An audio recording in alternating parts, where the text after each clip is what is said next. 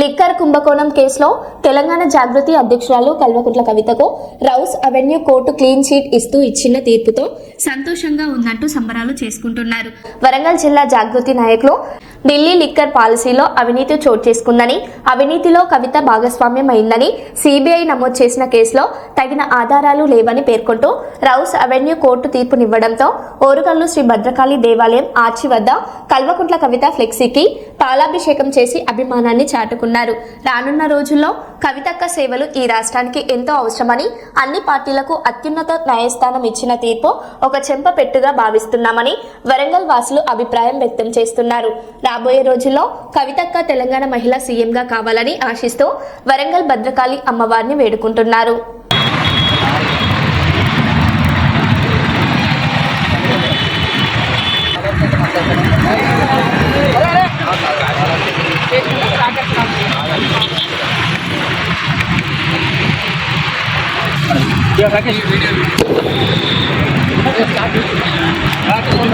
Okay కానీ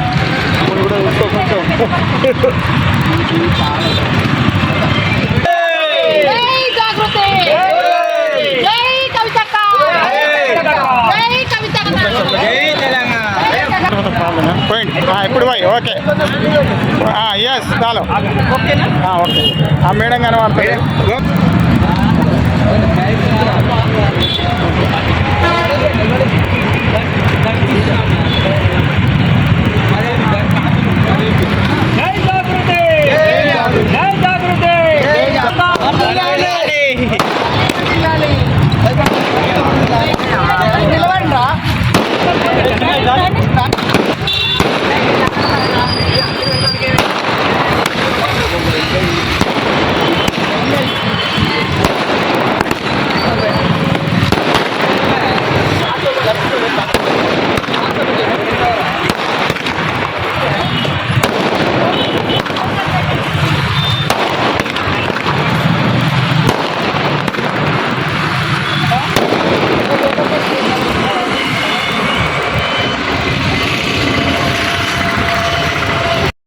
నమస్కారం. నా పేరు వెలియ రవికుమ, వరంగల్ జిల్లా ఇన్ఛార్జ్ నుండి.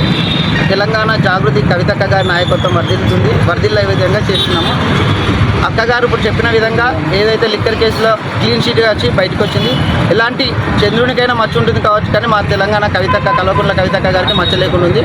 మేము మొన్నటనే చెప్పాము, ఏ పార్టీ సింబల్ లేకుండా కూడా మా చట్టం ఏందో చూపించాము. ఇప్పుడు greater municipality Warangal and Hyderabad municipality elections వస్తున్నాయి. ఇప్పుడు ఖబర్దార్ మీ అందరూ చెప్తున్నాం, మా పార్టీ సింబల్ కానీ మేము ఇండిపెండెంట్గా అయినా గెలిచి మా జాగృతి కవితక్క గారి నాయకత్వం వర్ధిల్లుతుందని మేము తెలియజేస్తున్నాము.